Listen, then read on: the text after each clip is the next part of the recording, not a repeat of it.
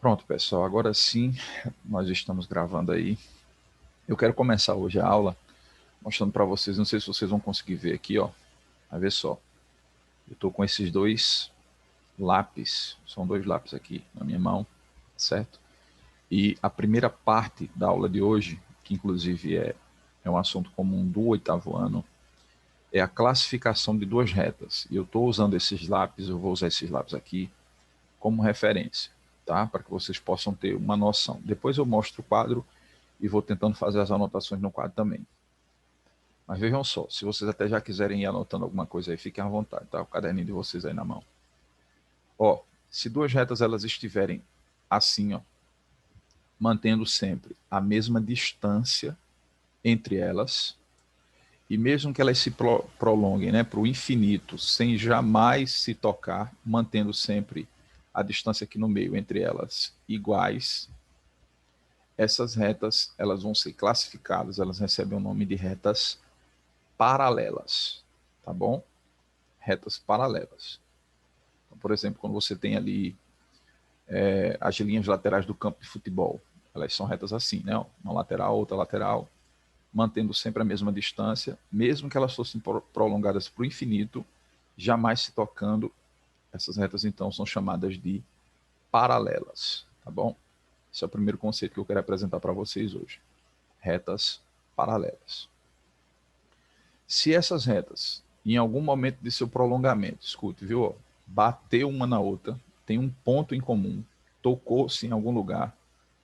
Então, a classificação, o nome desse tipo de reta, essa reta vai ser chamada, ou essas duas retas, né? Serão chamadas de retas concorrentes. Concorrentes, tá bom? Então, vê, paralelas, se estiverem assim, mantendo a mesma distância, sempre, não importa qual é a direção, mas se elas estiverem mantendo a mesma distância, sem se tocar, são chamadas de retas paralelas. Se ela bateu em algum lugar, tocou em algum ponto, cruzou em algum lugar, bateu, e nem que seja num pedacinho de nada assim, mas bateu uma na outra, são chamadas de retas concorrentes, tá bom? Então, ó, paralelas, concorrentes. E tem um tipo de reta que é especial, não sei se eu vou conseguir fazer vocês enxergarem aí agora na no vídeo, vê só. Mas depois nos exemplos eu vou tentar colocar para que vocês vejam. Espera aí que tem aluno entrando agora. Ó, então vê só. Eu não sei se vocês conseguem ver aí, mas essa reta aqui, ó, esse lápis aqui, ele está indo para esse lado, é o lado, meu lado direito, não, o lado esquerdo, não sei qual é o lado que vocês estão vendo aí, parece que a câmera pega ao contrário, mas uma reta está indo nesse sentido e a outra está indo para frente, assim, ó, tá? Ou uma está descendo e essa aqui indo para frente. Elas estão em planos opostos, em situações diferenciadas. Uma está descendo e a outra indo para frente, né? Ou o contrário. Essa aqui descendo e essa aqui indo para frente. Pronto, assim, ó. Eu sei que a imagem não é boa, né? Mas eu espero que esteja dando para vocês entenderem. Quando eu passar para o quadro, talvez fique melhor de entender. Essas retas assim são chamadas de retas reversas. Reversas, tá bom? Então vamos lembrar aqui, ó. Vê assim, ó. Paralelas, bateu em algum lugar, concorrentes, estiver indo num sentido, numa direção, em planos opostos, né? A gente diz que elas estão em planos diferenciados. Essa aqui indo para frente, essa aqui indo para esse lado, ou indo para baixo, a outra indo para frente, sem jamais se tocar, retas reversas, tá bom? E apenas mais um nome, que a gente chama de ortogonais ou perpendiculares. Quando uma reta ela é concorrente, mas ela está assim, ó, uma reta perfeitamente vertical, encontra-se com uma reta perfeitamente horizontal, formando aqui entre elas um ângulo de 90 graus, que a gente chama de ângulo reto. Essas retas são chamadas de perpendiculares ou ortogonais. Então, a reta concorrente pode ser também uma reta perpendicular, tá certo? Se bem que o nosso estudo, a gente não vai focar muito nesse tipo de reta, não. Mas quando uma reta, ela perfeitamente vertical, cruza-se com uma reta perfeitamente horizontal, forma o que a gente chama em matemática, em geometria, de perpendicularismo. O ângulo entre elas é um ângulo reto, medindo exatamente 90 graus, E essa é a classificação que essa reta recebe. Um outro nome para perpendicularismo pode ser a ortogonalidade, retas ortogonais. Mas é apenas um nome sinônimo, tá? Então tem 3 coisas que são realmente importantes para a nossa aula de hoje. Quais são? Retas paralelas, retas concorrentes, quando bate uma na outra, e retas reversas, quando uma está indo em um sentido, uma direção, e a outra está indo em outra direção completamente oposta. Deixa eu compartilhar com vocês aqui agora o nosso quadro, né? Como é que eu faço aqui? Tem gente chegando na aula agora. Vamos lá.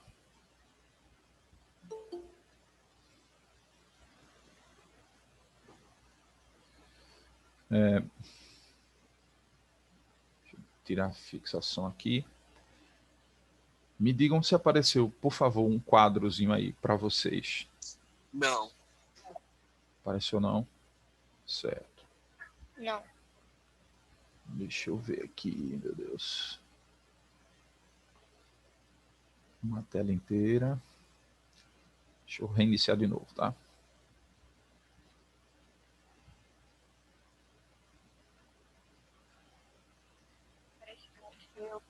Tá aparecendo agora? Certo. Deixa eu pegar. Oi?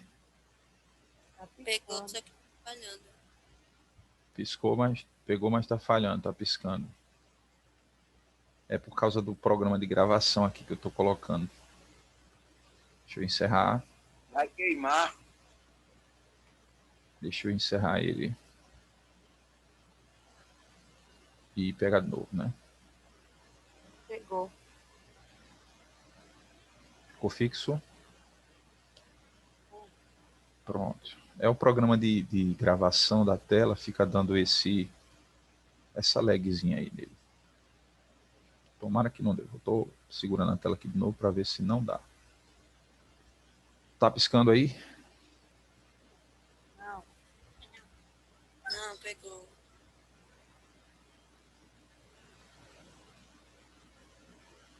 Certo. Bom, então já coloquei aqui o assunto, ó, as definições, né? Na verdade, uma introdução aqui. Ó. Classificação de retas é o que nós vamos estudar.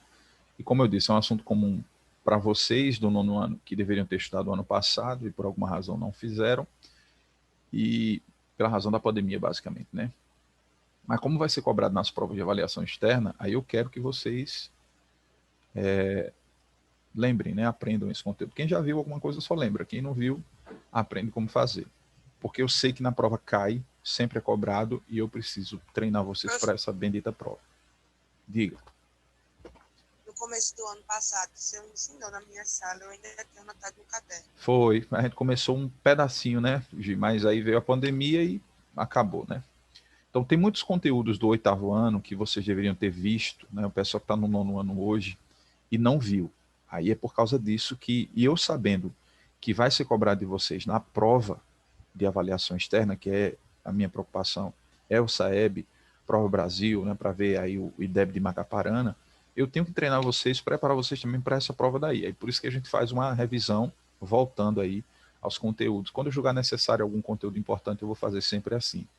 Que eu estiver ensinando um conteúdo ao 8º ano. Por exemplo, a gente vai estudar no 8º ano sistema de equações mais para frente.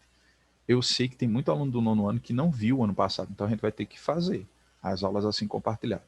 Mas hoje, quando chegar um certo momento aí da aula, que realmente se voltar para o 9º ano, ficar especificamente para o 9º ano, aí eu peço para os alunos do 8º ano sair da sala, tá bom? Mas só mais para frente, por enquanto fica todo mundo aí. Então vamos lá, ó, um par de retas então pode receber essa classificação que a gente colocou aqui, ó, até já destaquei, ó, paralelas, aquelas netinhas lá. Deixa eu pegar minha caneta aqui. Tentar mostrar para vocês como é que isso vai aparecer, né? Paralelas. Deixa eu pegar a caneta aqui. Ó, paralelas é aquelas retas que vão ficar mais ou menos assim, tá? Ó, mantendo sempre a mesma distância, se bem que no desenho aqui não está muito bem representado, mas elas têm que ter... Inclinado? Não precisa ser inclinado, não. As linhas do caderno, por exemplo, essas linhas do caderno que estão aqui, é porque fazer reta sem a régua aqui é ruim. Mas ó, essas linhas que estão paralelas aqui, as linhas do caderno, também são retas paralelas, não importa se elas sejam inclinadas. O que é importante? Vocês têm que entender que a distância aqui, ó, entre elas, não importa onde você meça, essa distância vai ser sempre a mesma, tá? Então, e isso aqui é o conceito de retas paralelas. São retas que mantêm a mesma distância sempre entre elas, não importa o prolongamento. Você poderia prolongar essa reta aqui para o infinito, mas elas seriam classificadas como paralelas.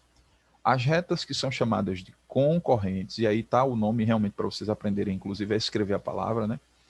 Quando a gente fala, às vezes, pode soar meio estranho, aí por isso que é importante que ter aqui a palavra escrita para que você consiga colocar aí. Meu quadro está dando uma travadinha aqui, uma lagzinha aqui, mas daqui a pouco ele pega normal. Pronto. Ó, então, paralelas, a condição é essa, manter sempre a mesma distância entre si. Elas são também chamadas de retas coplanares, porque elas estão no mesmo plano, tá? As retas paralelas, elas vão estar sempre no mesmo plano. É importante isso aí também. Ó, retas concorrentes. Você tem uma reta aqui, que não está muito reta por causa do quadro digital, que é horrível de desenhar, mas aí você tem uma reta, ou aqui, ó, vindo nessa direção. Bateu nesse pontozinho aqui de encontro, ó. Então, se ela tem um ponto em comum, se ela está se tocando, o nome é esse que aparece aqui, ó, concorrentes. Essas duas retas são chamadas de retas concorrentes. Nas aulas de geometria, acho que é o professor Josivan, que é o professor de vocês, né, de geometria. Esse ano, eu não sei não. Vocês vão aprender que as... É Thales, né? Então, é bom vocês aí. Professora Fafá. Fafá, certo. Ó, vocês vão aprender a classificar retas. As retas, elas são representadas por letras minúsculas do nosso alfabeto. Por exemplo, RS, não? Então, essas retas aqui, normalmente são representadas assim. Elas são retas paralelas. O símbolo que a gente usa, eu esqueci de falar isso, tá? Para falar que elas são paralelas, a gente usa esse símbolo assim, ó. R é paralela a S. Duas barrinhas e assim.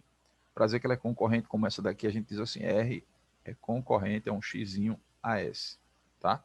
Isso aqui é a nomenclatura matemática que a gente usa para representar, da geometria, na verdade, né? Muito bem. O que é que são retas reversas? Retas reversas não dá para mim desenhar aqui assim, só dá para fazer vocês entenderem realmente, ou com o exemplo do lápis, como eu mostrei, ou nas figuras que eu vou desenhar mais para frente. Porque aqui não tem como fazer a representação, porque retas reversas, elas estão em planos opostos. E aqui o quadro, ele é um único plano. Você só tem um plano para poder desenhar. Então não tem como você ter a ideia de uma reta reversa. É mais ou menos assim, tem uma reta vindo para cá. Deixa eu pegar uma caneta aqui. Tem uma reta vindo para cá. E eu vou colocar um pontozinho aqui só para você entender que é como se você estivesse vendo na frente da reta aqui, ó. Ela está vindo na sua frente, na sua direção. Ela está apontando para o seu rosto. Então seria mais ou menos algo assim. Então, como fica muito estranho de entender isso aqui, no plano... Tipo um desenho 3D. É um desenho 3D. Aqui não vai dar para você entender, não. Mas, quando eu fizer as figuras, vocês vão entender. Deixa eu fazer uma figurinha aqui bem simples para você entender. Oi. O senhor podia fazer, tipo, como se fosse uma reta paralela, assim, aqui de cima, aí dá uma visão aí de cima, só que fazer exemplo de lá também. Certo. Ó, deixa eu fazer uma figurinha aqui, que aí agora vai ficar claro para vocês entenderem. Ó. Pronto. Estou fazendo aqui um cubo, né, chamado de dado. Na nossa região, o pessoal conhece por dado. Vê só. Essa reta que passa aqui em cima, ó, nesse plano aqui do lado, e que está nessa parte aqui do cubo, tá vendo? E, por exemplo, essa reta lá de trás aqui, ó, que tá vindo aqui assim, ó. Pronto. Eu acho que agora fica melhor de você entender, tá vendo? É uma reta que tá essa daqui tá nesse plano e essa daqui tá em outro plano, ó. É esse plano aqui do lado que não tem contato nenhum com esse plano aqui. E elas estão indo em direções opostas, uma tá indo para um lado, outro para o outro. Elas nunca vão se tocar, mas elas não são paralelas porque elas não mantêm a mesma distância entre si, tá certo? É esse tipo de reta aqui, que está representado de vermelho, não sei se eu consegui fazer vocês entenderem agora, são exatamente essas retas que são classificadas como retas reversas. E nas provas, que vocês vão fazer prova de avaliação externa, elas são cobradas normalmente assim. Elas vêm numa figura, como essa que eu estou colocando aqui, e aí você tem um nome aqui, R e S, para as retas, né? E essas retas vão aparecer lá nos problemas, nos exercícios, perguntando se devem ser classificadas como reversas, concorrente, paralelas, perpendiculares. Vai ter vários nomes aí para você ver, certo? Então, eu acho que a melhor maneira de ver as retas reversas é assim, quando já está em cima de uma figura tridimensional, porque elas estão em planos diferentes. Não dá para me fazer essa representação. Se eu fizesse assim, ó, você poderia confundir com uma reta concorrente, porque se você prolongar ela aqui, ó, né, elas vão se tocar, vão bater. Isso vai acontecer se for no plano, mas se for em planos opostos aqui, mesmo que você prolongue essa reta aqui indefinidamente, nunca que essa reta vermelhinha daqui é R vai tocar nessa reta S. Então, essa é a classificação de retas reversas. Vocês entenderam? Tem alguma dúvida em relação a isso? Ou não? Ok.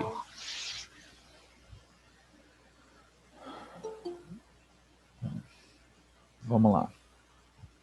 Ó, e por fim, as retas perpendiculares ou ortogonais. Essa eu vou até usar a régua para fazer um negócio decente. Você tem aqui uma reta perfeitamente horizontal. Essa aqui é horizontal porque ela vai lá para a linha do horizonte, lá onde o sol se põe e tal. É por isso que recebeu esse nome aqui de horizontal. Vai lá para o horizonte. Imagina uma reta que está indo lá para o fim do teu olhar, o horizonte é lá onde o mar engole o sol, né? Que era essa linguagem que os antigos usavam para falar que o sol ele dormia dentro dos mares, né? As pessoas lá da época primitiva, histórica lá do início da ciência, eles começaram a observar ali, iam para a praia e começavam a observar o horizonte, e eles diziam que o mar ele engolia o sol, era onde o sol dormia.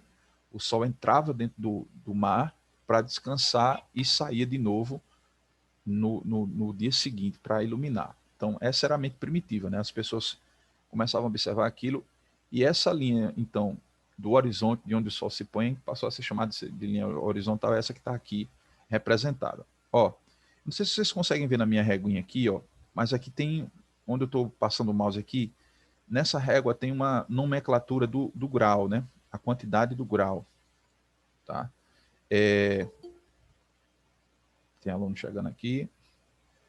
Eu vou colocar aqui dentro, ó, 90 graus. Eu vou subir para ficar exatamente 90 graus. Estão vendo? Ó, aqui onde está a bolinha aparecendo, ó, 10 graus. Vou subindo mais, ó. 20 graus. Isso aqui é a inclinação dessa régua, né? E eu vou elevar essa inclinação até 90 graus, tá? Ó, 68, 67, 70, até 90 graus aqui, ó. Tá vendo? Quando você traça uma reta assim, essa reta ela é chamada de reta vertical, tá? Reta vertical. Então tá aqui a representação, ó. O ângulo que se forma aqui entre essas retas, como eu já mostrei para vocês, pela reguinha que a gente fez, é um ângulo reto. A gente chama ele de ângulo reto. Reto. E a medida dele é 90 graus. Tá bom? 90 graus. Esse tipo de reta que se encontra, tá vendo que ela tem um ponto em comum aqui, ó? Então elas também são concorrentes, tá? Se perguntar na prova lá, retas perpendiculares também são concorrentes, isso é verdade, tá? Então, elas são concorrentes porque elas têm um ponto em comum, elas se tocam em algum lugar. Porém, além de se tocar em um ponto, além de serem concorrentes, o ângulo que está se formando entre elas é um ângulo cuja medida é 90 graus. Então, esse tipo de reta é chamada de reta perpendicular. Perpendicular. E a classificação dela também pode receber esse nome aqui de ortogonais, são retas ortogonais, né? É o conceito de ortogonalidade. Então, além de serem concorrentes, essas retas formam entre elas um ângulo de 90 graus. Portanto, essas retas são chamadas de retas perpendiculares. Para o nosso estudo aqui, a gente não vai ficar muito em cima delas, não. Eu estou mencionando para que vocês saibam, tá certo? Mas o que eu quero realmente para o nosso estudo aqui é que a gente classifique nesses 3 primeiros nomes aqui, ó. Reta paralela, reta concorrente e reta reversa. Esses 3 aqui para mim são importantes. Até porque a perpendicular é um caso de reta concorrente, é um caso específico de retas concorrentes. Então, o que interessa para mim é você classificar nesse nome aqui de concorrentes e tal. Tá bom? Alguma dúvida, galera? Ótimo. Professor, cheguei meio tarde, sabe? Eu espero que você esteja gravando a aula. Tô gravando. Eu vou colocar depois aí para... Vou tentar, né? Fazer a edição. Às O vezes... senhor tem um canal no YouTube? Não, meu especificamente ainda não. Eu até estou pensando em criar um canal de matemática, mas no momento não. Eu tenho um canal só para guardar essas aulas aí que eu coloco lá, mas não é nada muito elaborado ainda não. Mas eu estou pensando em criar um canal. Ia ser bom. Ia ser até melhor, sabe? Eu já tenho até o nome, Macapemática, acho que é mais ou menos esse o nome aí. Ah, adorei! Nossa. Vou colocar aqui, gente. Eu até já criei ele, mas eu ainda não publiquei nada ainda não. Eu estou esperando as coisas aí melhorar para... Vê só, eu tenho uma galera que estudou comigo o ano passado e o ano anterior também. Como é que tá a de vida? Eles... Oi? Quando o senhor começar a ganhar dinheiro no canal, o senhor divida com os alunos. Os Não, alunos mas a intenção não é nem ganhar dinheiro, não. Eu ia falar exatamente sobre isso agora. Eu tenho uns alunos que eles estudaram comigo ano passado, ano anterior, que eles são muito acostumados assim com a minha didática. Quando eles chegam no primeiro ano, segundo ano, eles estão sofrendo lá na escola, porque os professores lá talvez não tenham a mesma paciência que eu tenho, não, para explicar. Aí eles têm muita dificuldade de entender, entendeu? Assim, sofre muito para aprender os conteúdos lá. Aí nesse canal... Mas é porque a maioria só coloca no quadro e é isso. Aí o senhor explica bem direitinho, fala assim, certinho. É até melhor, sabe? Aí eu sei que eles sofrem muito, sabe? Quando chega lá que se depara com o professor do ensino médio, ele não tem a mesma preocupação não, sabe? De pegar na mão do aluno, não. Aí eles sofrem muito. Aí sempre eles estão mandando para mim lista de exercício, alguma dúvida, entra em contato, manda para mim resolver alguma coisa com eles. Professor, não estou entendendo nada, me explica aqui. Aí eu sempre faço isso. Aí minha vida é muito corrida, nem sempre eu tenho condições de ajudá-los. Aí eu criando o canal, eu acho que vai ser bom para eles, né? Aí eu vou começar com conteúdos lá do ensino médio e algumas coisas aí do ensino fundamental também. Enfim, mais para frente. Esse ano ainda sai. Se Deus quiser, eu estou com esse projeto aí para sair. Na verdade, ele já está elaborado, o canal já está aberto, só não coloquei vídeo nenhum ainda. Eu fiz um vídeo de lançamento, mas ele está como privado. Ninguém vai conseguir ver ainda não. Vamos lá. Gente, olha, como é que isso vai aparecer nas nossas provas? Ou qual é a atividade que nós vamos fazer aqui? Deixa eu diminuir um pouco aqui essas letras aqui. Tamanho do quadro, tá? Porque assim eu posso aproveitar ele um pouquinho mais.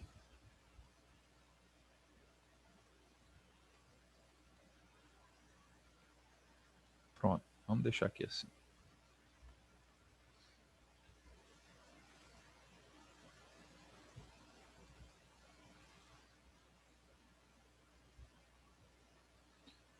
Ó, isso vai aparecer para a gente assim, ó. Eu vou colocar aqui de novo, vou fazer de novo a figurinha. E aí a gente vai tentar dar o nome, tá? Das retas. Ó, gente, escrever nesse quadro aqui é horrível, tá bom?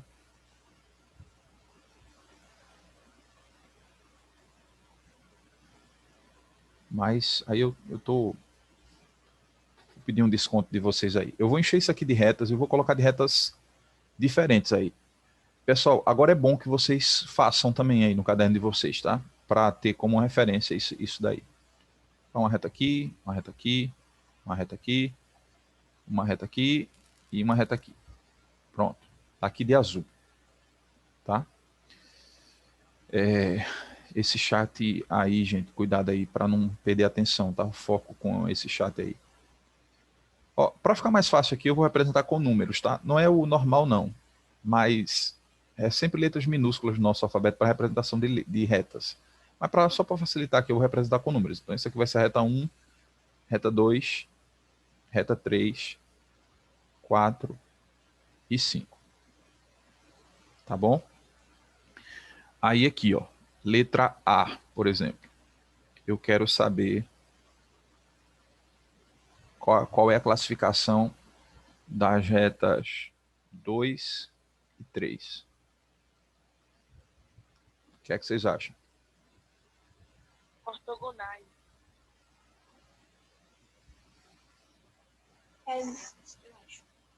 Ó, Reversas. retas 2 e 3. Correto, porque elas estão se tocando. Isso, Quem falou ortogonais, não está errado. Porque, de fato, o ângulo aqui, ó, onde elas vão se tocar, é um ângulo de 90 graus. Não está errado. Só que, como eu enfatizei no início, ó, esses são os nomes que eu quero que vocês prestem atenção. Paralelas, concorrentes e reversas. As retas perpendiculares ou ortogonais, elas são um caso de reta, é um caso especial, um caso específico de retas concorrentes. Então, a nossa classificação aqui sempre vai ser nesses 3 nomes aqui, tá bom? Então, a ortogonalidade aqui eu citei mais por uma curiosidade, mas na verdade os nomes que eu estou interessado são esses 3 aqui, ó, paralelas, concorrentes e reversas. Então, no caso aqui, 2 e 3, elas são, como já foi falado aí, concorrentes, porque elas estão tocando aqui, ó.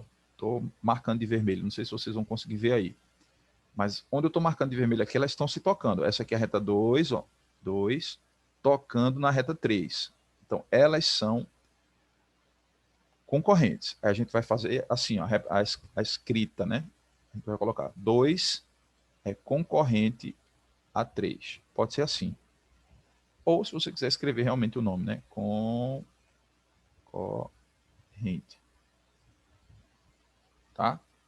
2 é concorrente a... Bora lá. Imagine agora aqui, ó, letra B. Se estivesse perguntando na tua prova, na letra B, as retas 5 e 2. Qual seria a classificação delas? Reversa. Paralela. 5 e 2. Paralela. Tem uma confusãozinha aí, né? Tem gente Eu que não também tá... acho que é paralela. Paralela. Ó, Eu tô achando isso também. são paralelas. É. São paralelas. Por que são paralelas? Porque elas estão, ó, no mesmo plano. Ó. Essa tampinha aqui de cima, tá vendo a tampinha que eu estou pintando de vermelho? Isso aqui é o plano que elas estão. A reta 2 é essa e a reta 5 é essa. Elas estão nesse mesmo plano e elas vão manter sempre a mesma distância, que é a distância do cubo, né, ó, entre uma e outra.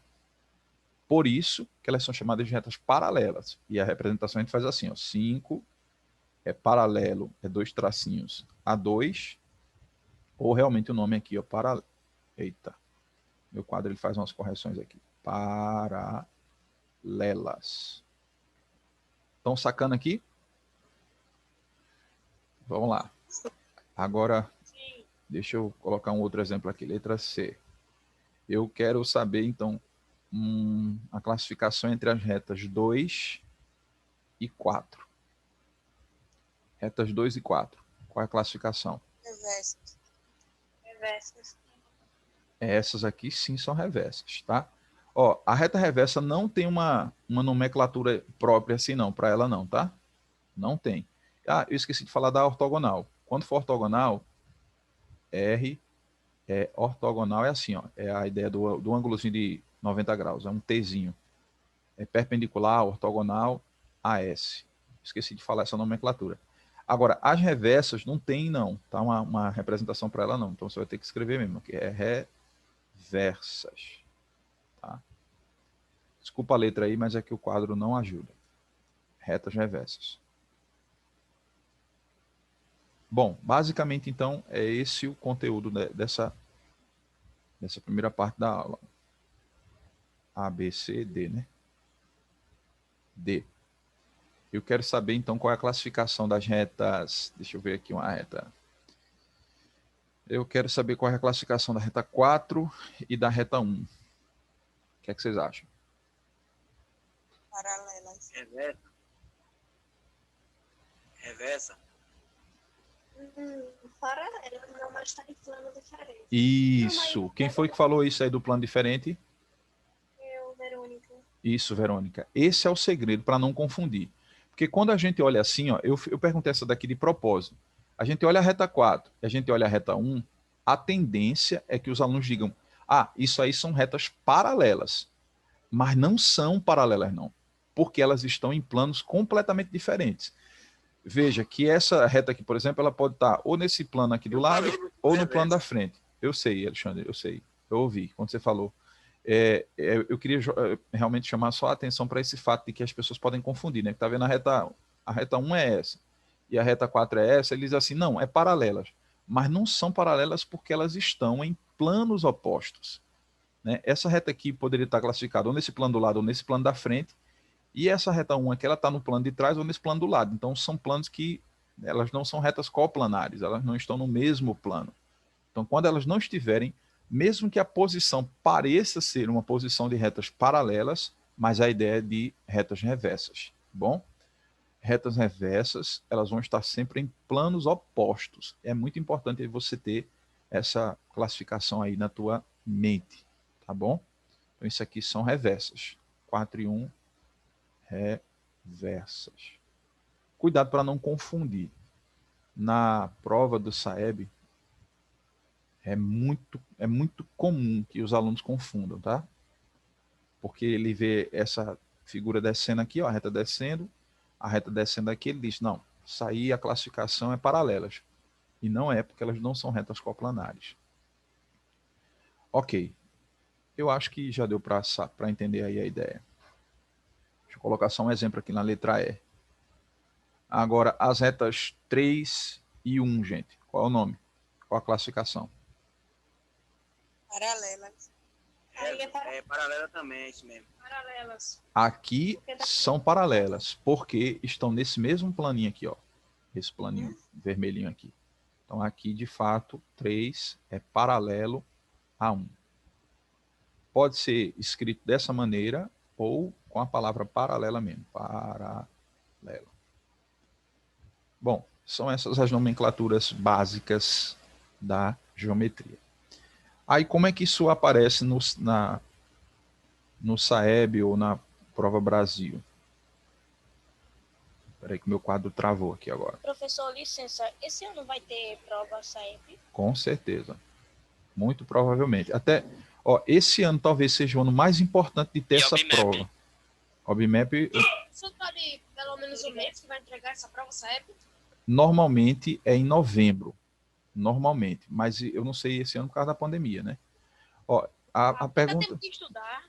Eu tô de que ano, velho? Mano, quem é esse Christian, velho? Pessoal, Eu tô no oitavo. escutem aí, tá? Christian, Como é que a gente vai fazer essa prova aí do SAEP, professor? Se a gente tá em casa. Eles não vão entregar pra gente fazer em casa. Eu acho que em novembro a gente não vai estar em casa mais não, viu, cara? Ô, professor. É novembro, velho. O ano quase acabando. Diga. Não é Cristiano do oitavo ano. Não entendi. Porque tá aqui, dessa sala de... E por que tu tá aqui?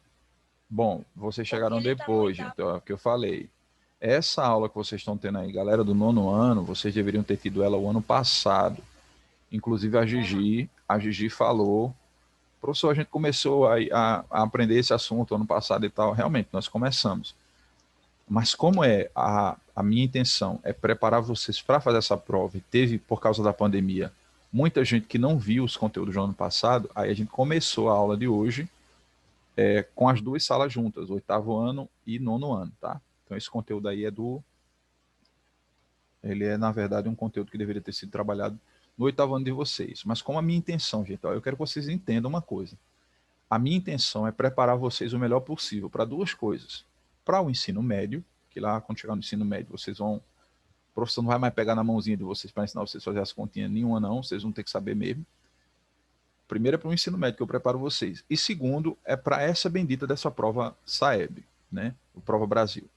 E respondendo a pergunta que foi feita aí, professor, esse ano a gente vai fazer Prova Brasil, Prova SAEB? Olha, eu acho que não existiu na história um ano em que precisasse mais fazer essa prova do que esse. Porque essa prova, ela avalia o conhecimento que o aluno obteve durante a sua vida acadêmica. No caso, quem é do 9º ano, faz a prova para saber quanto foi que ele aprendeu na vida dele até chegar ao 9º ano. Como nós tivemos um ano passado de pandemia, é urgente a gente saber qual é o nível que vocês estão, né, os alunos estão.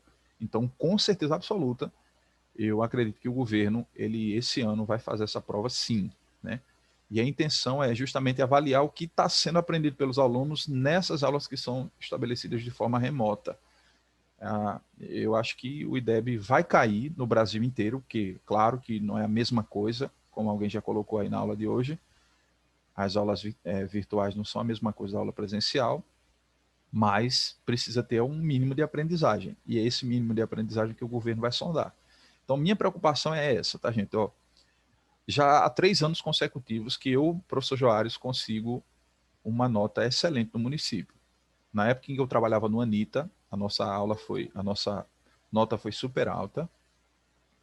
Aí a gente mudou do Anita, nós viemos para o Severino Francisco e no Severino Francisco nós conseguimos a maior nota do município. A nossa escola foi a maior nota do município nessa prova daí. E eu quero continuar, né? Porque afinal de contas é o meu nome que está em jogo aí. É por isso que eu me preocupo tanto em fazer com que vocês entendam, aprendam. Então essa é a razão para estar aí, alunos do 8º ano, junto com o 9º ano hoje, tá? Entenderam, gente? Sim. Ok. Pessoal, na prova, como é que aparece isso na minha prova do SAEB lá? Tá perguntando para mim assim. Deixa eu ver aqui, ó. Uma pergunta que pode cair lá é assim: qual, né? Qual é a classificação das retas não, das linhas laterais de um campo de futebol?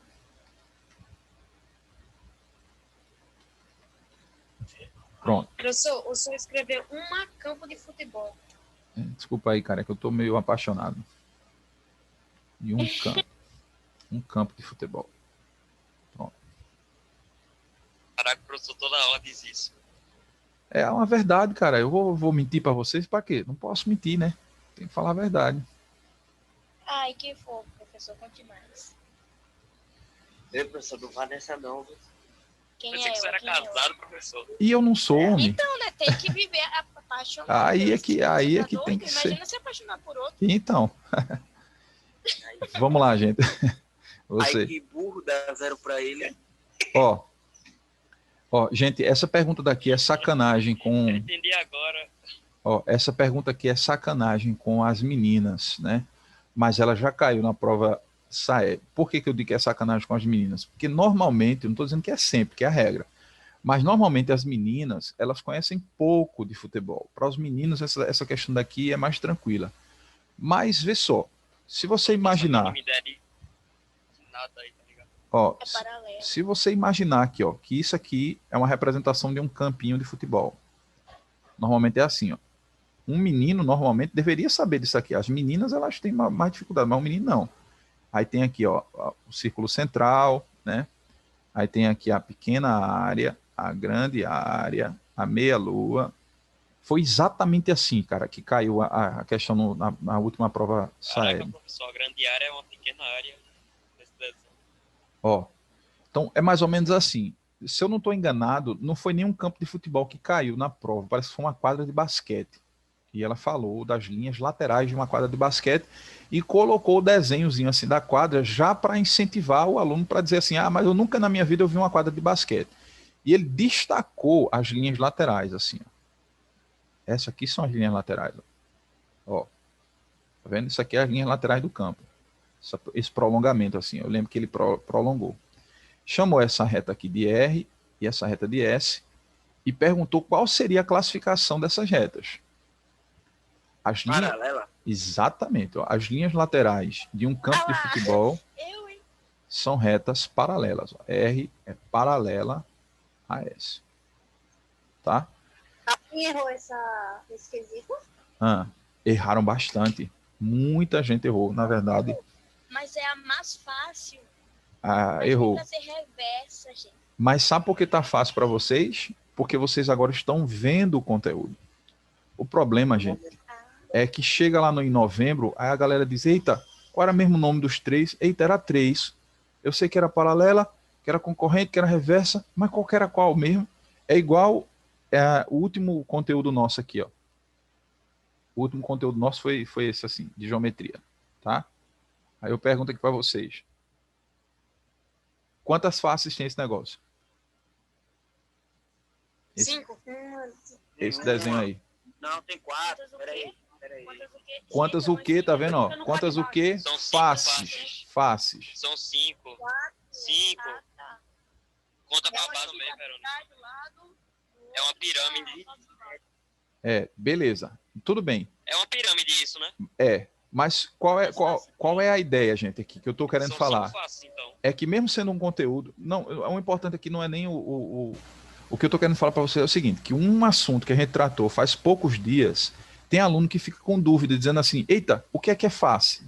Qual que é vértice? Qual que é aresta? Porque não internalizou como deveria ter internalizado os conceitos. Aí por isso que sofre na hora de falar. Então, é a mesma coisa aqui com retas paralelas, concorrentes e reversas. Quando chegar lá em novembro, que cai a prova, isso aqui vai estar vindo, sempre vem de forma muito sofisticada, né? No caso aqui foi perguntando uma quadra de basquete, mas às vezes vem de uma forma bem sofisticada mesmo. Deixa eu lembrar de um outro exemplo que caiu na prova aqui. Ô, professor, Diga. se a pessoa tirar uma nota boa assim nessa prova, ela facilita a pessoa assim na entrada numa faculdade? Com certeza. Porque essa nota, assim, não é que ela seja aproveitada para a faculdade, mas essa nota Quem é que está falando? Qual é o teu nome mesmo que perguntou? Vitor.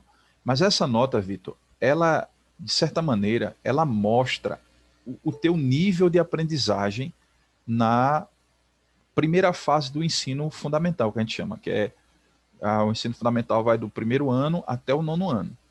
Se tu tirou uma nota 8, 9 nessa prova, é a demonstração de que você passou o teu ensino fundamental aprendendo muito, muito bem, cara. Foi bacana a tua aprendizagem.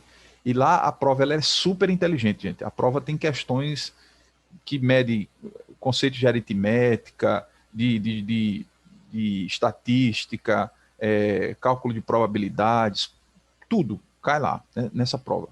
E ela vê quanto você aprendeu ao longo do teu ensino fundamental. Quando você vai para o ensino médio, o que você aprende no ensino médio é uma consequência daquilo que você aprende no ensino fundamental. Vocês vão ver lá que tem um monte de assuntos do ensino médio que você só consegue entender e executar e realizar com destreza se você tiver conhecimento das coisas do ensino fundamental. Prova do Enem, por exemplo, isso aí eu digo para vocês com convicção de quem já pesquisa educação há muitos anos. Prova do Enem, hoje, pouquíssimas questões do ensino médio caem, assuntos do ensino médio caem. Pouquíssimos mesmo. Agora, prova do Enem, o que cai é assunto do ensino fundamental. Então cai cálculo de porcentagem, cai regra de 3 simples, composta. Então o Enem é mais fácil do que a prova Brasil? Eu não diria que é mais fácil, mas ela está no mesmo nível. Assim, a prova Brasil, ela vai nivelar, ela vai medir o conhecimento do ensino fundamental que você teve. Ela vai dar... Porque geralmente a parte mais difícil do Enem, que geralmente o povo não passa, é na redação, né? São duas áreas que vão diferenciar você como estudante. São duas áreas. É o conhecimento que você tem do seu idioma, que é a língua portuguesa, e o conhecimento que você tem das ciências exatas. Um aluno que ele quer fazer algum curso na área de medicina, na área de engenharia, essas ciências que dão mais dinheiro, né, no futuro são profissões melhores. Ele tem que ser bom em português e ele tem que ser bom nas ciências exatas. A nota do Enem dele tem que ser muito boa nessas duas áreas, porque são duas áreas de classificação geral. que é justamente o que a Prova Brasil faz. Na Prova Brasil, vocês vão ser avaliados no SAEB. Na Prova Brasil, vocês vão ser avaliados em matemática, qual é o conteúdo matemático que vocês têm e qual é o conteúdo de português, que o SAEB também trabalha português. Eu acho que a professora de português de vocês do nono ano deve estar enfatizando essa questão dos descritores que são cobrados, avaliados. Eu acho que a professora de português ela deve estar trabalhando na mesma linha que eu, assim, tá certo? Ok, vamos continuar, né, gente, a aula. Senão não dá. Ah, mas agora aqui... Oi. Fale de novo. Fale de novo que eu não escutei. É o quê, mano?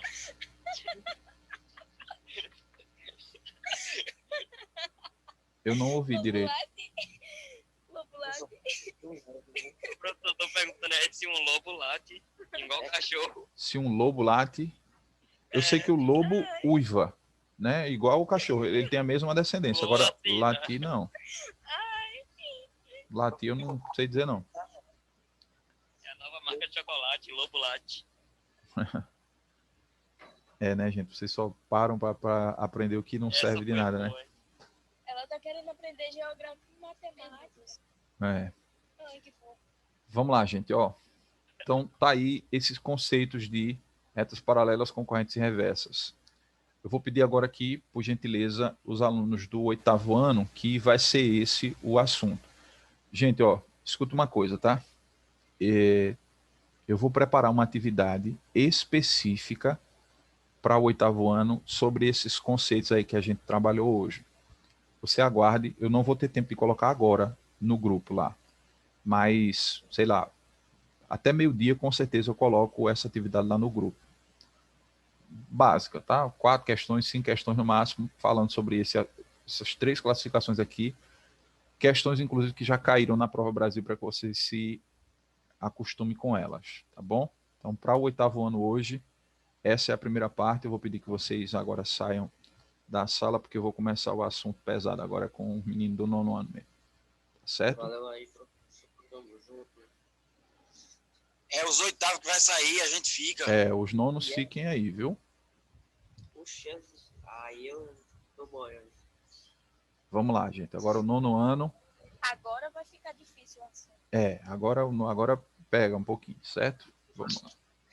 Vamos lá. Na verdade, é uma continuação daquilo que nós já estávamos estudando, né? Os alunos do 8º aí estão saindo.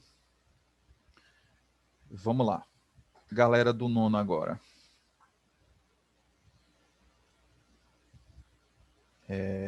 Deixa eu ver aqui. Editar o texto.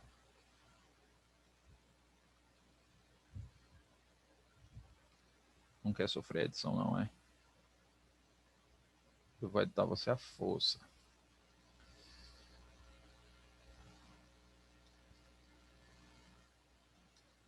Nós vamos aprender hoje, então, equações incompletas e biquadradas. Talvez não dê tempo de falar das biquadradas hoje, não, mas Ô, professor, eu tô fazendo um resumo em outro caderno, viu? faça, meu filho. Tem que fazer mesmo. Ô, povo, deixa eu perguntar uma coisa aí a vocês. Receberam um livro de matemática? Sim. Ótimo. Então, a gente vai fazer umas continhas dele então, viu? Eu recebi, né? Não sei os outros. A gente vai usar agora? Exatamente agora não, mas eu vou passar umas atividades dele aí. Tem uns problemas Ah, tá. nesse livro de matemática de vocês que é show. Oi. Eu levei minha prova ontem. Ótimo, Gigi. Tava faltando realmente a sua nota lá. Você é a minha. Quando que vão entregar, professor? O senhor sabe dizer? Meu anjo, eu já corrigi todas que me entregaram antes, né? No caso da Gigi, eu só não corrigi porque ela não tinha entregado. Eita, de cabeça assim eu não vou lembrar não, porque foram muitas provas, mas eu já fiz a correção. A escola ela já está com essas notas. Acho que as notas vão ser passadas para vocês em breve. Não vai demorar muito não. Na terça-feira foi o dia da correção. Eu fui para a escola, passei praticamente o dia inteiro lá corrigindo prova. Misericórdia, prova demais. E saí de lá e já deixei com o Davi o resultado de matemática do... Caraca, professor, já Comigo. corrigiu tudo. Já. Eu tenho pena de Davi, que ele... Eu acho que só estão. O professor é ligeiro na mão, hein? Mas eu passei o dia lá, cara. Na terça-feira eu saí de lá, nem almoçar, não almocei, saí de lá, já era umas... Gigi estava na escola, ela me viu lá, quando eu saí.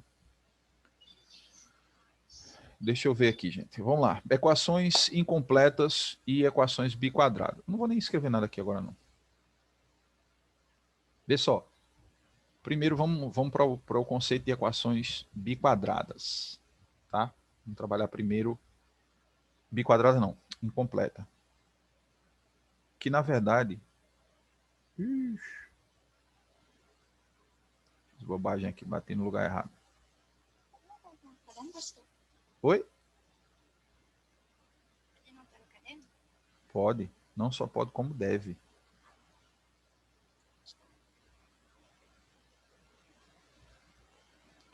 Vou puxar isso aqui, que ficou meio estranho.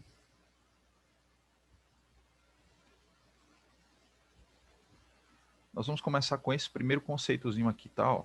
Conceito de equações incompletas. Na verdade, a gente já mencionou em uma outra aula, mas hoje a gente vai aprofundar um pouco mais, mostrando para vocês aí. O que é uma equação do segundo grau? Lembra que vocês são no nono ano, a gente está trabalhando as equações de grau 2, né? As equações de segundo grau, elas são classificadas dessa forma aqui, ó. Ax² mais bx mais c igual a zero. Isso aqui a gente já começou na aula passada. Qual é a ideia de ser... Isso aqui é a definição... É a tal da fórmula de Bhaskara, né? Da equação geral, né? Que é a equação... como faz a representação? O A namora o x², o B namora o x. Isso aqui é a representação geral de uma equação de segundo grau. E eu sou o C, sabe? Que fofo, eles se namoram. Eles se namoram. Namorar é bom demais. Eu adorei. Na matemática eu sou o C aí. Ó, vejam bem. Qual é o conceito de equação incompleta? Uma equação ela vai ser classificada como incompleta quando estiver faltando uma dessas parcelas. Nunca vai ser a parcela A, tá? Nunca vai poder faltar o A. Por quê? Porque se o A fosse zero aqui, essa equação deixaria de ser do segundo grau. Se isso aqui não existisse, ficaria uma equação de primeiro grau. E a equação de primeiro grau a gente resolve usando as técnicas do primeiro grau. A gente viu, não foi? Um exemplo? Vimos. Vimos um exemplo, só que agora eu vou ampliar, né? Eu mostro para vocês aí as técnicas que tem para resolver ela de qualquer forma, tá? Então, vê. Pode faltar o B ou pode faltar o C. Quando faltar a equação, faltar o termo B, vai ser um jeito de resolver. Quando faltar o termo C, já vai ser outra forma de resolver. Diga, Alexandre. Então quer dizer que nunca vai ser a primeira letra que vai faltar, não, né? Não. Se faltasse aqui, ela deixaria de ser uma equação de segundo grau. E o nosso conteúdo é equações de segundo grau. Então, o A aqui a gente nunca vai considerar ausente, não. Sempre vai estar presente um A aqui. Tá bom? Então, deixa eu colocar aqui um exemplo para vocês verem. Ó, isso aqui, se eu tiver uma equação desse jeito aqui, ó, 5x ao quadrado, ó, deixa eu ver, menos 125 igual a zero. Isso aqui é uma equação de segundo grau incompleta. Se eu tivesse aqui 2x ao quadrado mais x igual a zero. O B morreu, professor, não foi? Exato. Essa daqui, ó, seria uma equação incompleta em B. Tá? Então, essa aqui é incompleta em B, que é o B que não está aparecendo aqui. Já essa daqui, ó, seria uma equação incompleta em C, porque é o C que não tem, ó. É o número que fica sozinho sem namorada que não está aqui. Tá bom? Então, o jeito de resolver uma equação desse jeito aqui é diferente do jeito de resolver uma equação desse jeito aqui quando ela está incompleta. O que a gente vai fazer na aula de hoje, então, é aprender os caminhos todos de responder uma equação incompleta. Eu vou começar com essa primeira que eu coloquei aqui para mostrar para vocês as 3 formas que existem de resolução. Vou deixar essa equação aqui. Ela vai ser a nossa referência agora. Fale. Então quer dizer que equação incompleta é sempre que está faltando, Que tá um cara solteiro, né?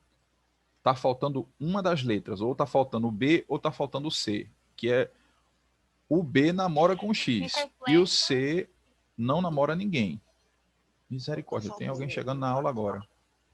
Ou tá faltando um casal, ou tá faltando um segundo. Incompleto é quando estão namorando, mas não estão juntos dos namorados, entendeu? É tipo isso. É, mais ou menos isso aí.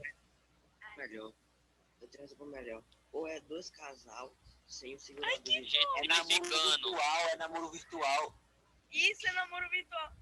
É simplificando, quando some um o B ou C, velho. Ficando doida com esses namorados de vocês. Quando fala em namorar o Porque povo, fica mais fácil de aprender, menina. quando fala em namorar o povo fica doido, né, rapaz? Que nada. Esse Não, o povo povo. fica doido quando fala em dinheiro, professor. Em dinheiro, é? Pode crer. Então, se falar em namorar uma pessoa endinheirada, aí enlouquece de vez. Oxi, então, olha isso. Deixa eu arrumar uma velha rica, professor. Um velho bem rico que me... Pessoal, silêncio, por favor. Ah lá, logo, velho. Ah, Ai, professora. tá bom, menina. Oh, meu Deus, gente. Pronto, gente, ó, eu estou colocando aqui no quadro 3 respostas, estão vendo? Resposta 1, resposta 2 e resposta 3. Para essa mesma equação aqui, existem 3 formas diferentes de achar as soluções. E é isso que eu vou mostrar para vocês na aula de hoje. Para achar a mesma resposta, você pode fazer 3 vezes. Ah, professor, mas por que você vai mostrar 3 vezes? Porque eu não sei qual é o professor do ensino médio que tu vai ter lá, cara. Eu não sei qual é o caminho que ele vai usar. Então, você tem que se preparar para tudo. Vai usar o caminho da tortura, vai torturar todos os alunos. Ó, vou separar aqui essa linha para mostrar a resposta 1 e uma linha aqui para mostrar a resposta 2. Essa resposta Você 2 vai responder a de cima ou a de baixo? Não, a de cima, G, é só uma representação. Não tem como responder ela não, porque os termos, ó, não tem A, B, C, não tem nada aqui não.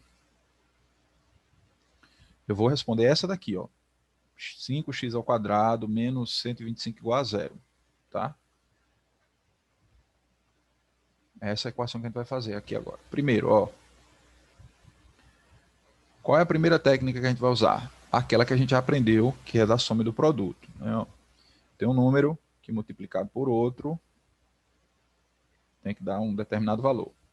E também a soma deles tem que dar um determinado valor. Vamos lembrar. O que é que dá o produto?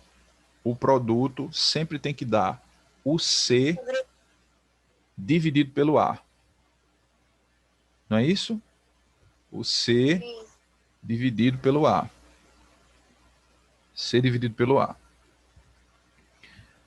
Então, vamos lá. Quanto é que é o nosso C aqui? O nosso C aqui, ó, é 125. 125 dividido para 5 vai dar quanto? O professor não tem que estar no negativo, né? Ele é negativo, é. Negativo. Quanto é que vai dar 125 dividido para 5? 25. Isso, 25.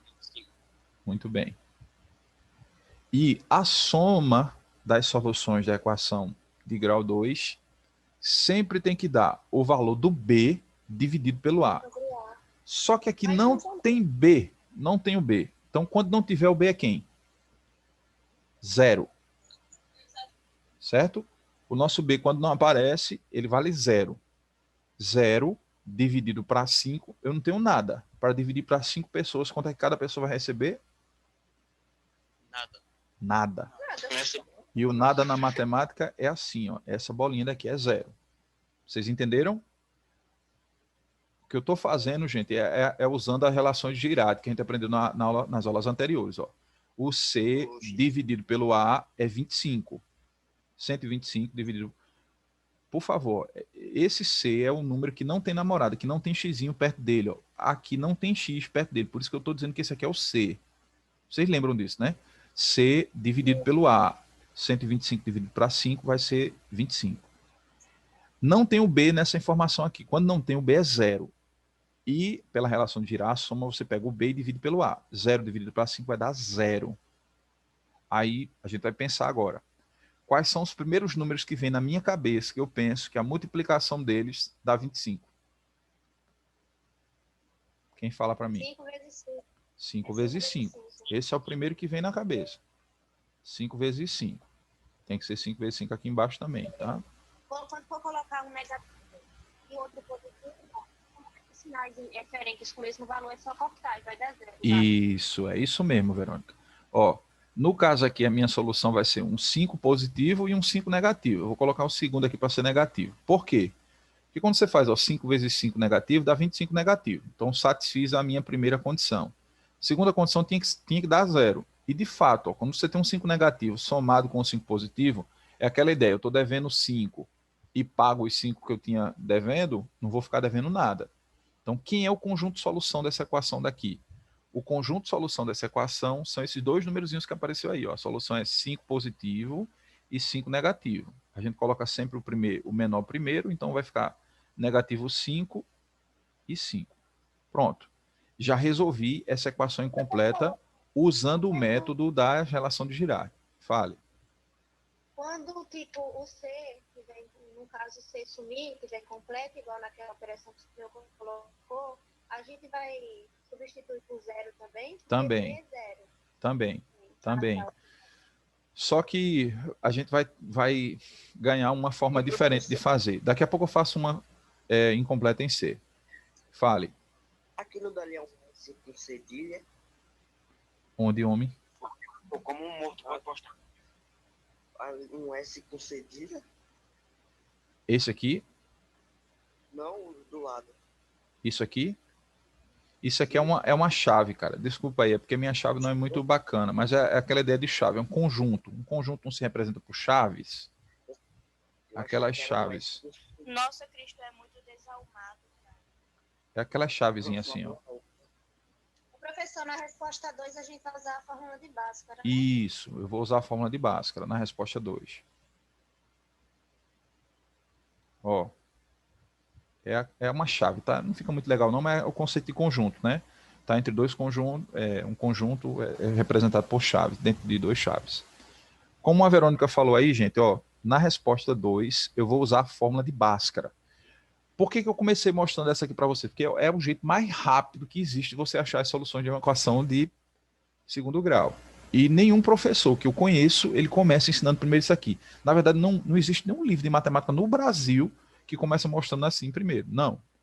Por incrível que pareça, ele vai começar mostrando primeiro as incompletas, depois mostra a fórmula de Bhaskara e, por fim, lá no final do capítulo, é que ele fala da soma e do produto, que é um absurdo para mim, na minha opinião. Como a minha intenção é fazer vocês aprenderem. Ele dá uma tapa na cara e depois realiza. Ele começa pela parte mais difícil, né? Que é mostrar os outros mecanismos do que o jeito mais fácil. Então, o jeito mais fácil é pela soma pelo produto. Nem sempre a gente vai conseguir achar de imediato. Aí, nesses casos que a gente não conseguir achar de imediato, então usa a fórmula de Bhaskara.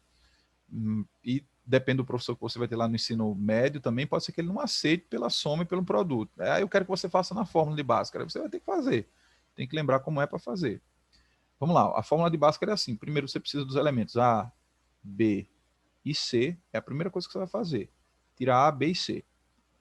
Tá? No caso aqui, ó, o A sempre namora o x quadrado. A representação que eu tenho aqui, ó, o A namora o que tem um 2 em cima. O A, aqui, ó, abraçado os dois juntos aqui. Então, nesse caso aqui, o nosso A vale 5. Então, aqui é 5.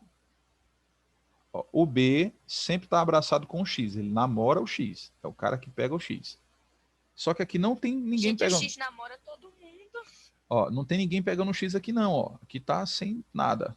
Então, por isso que o B foi 0, como a Verônica já observou aí. E o cara que não tem xzinho perto dele, ó, esse aqui, tá vendo? Ele não tem ninguém perto dele. Ó, o xzinho é o solitário da vida. É o que nunca beijou, é o BV da vida, é ele. Nunca deu um beijo, é ele. Então, é esse carinha daqui, ó. Cristiano no grupo. Beleza, eu tô de boa. Tá vendo, rapaz? Sobrou pra Cristiano. Sobrou pra Cristiano. Delta é igual.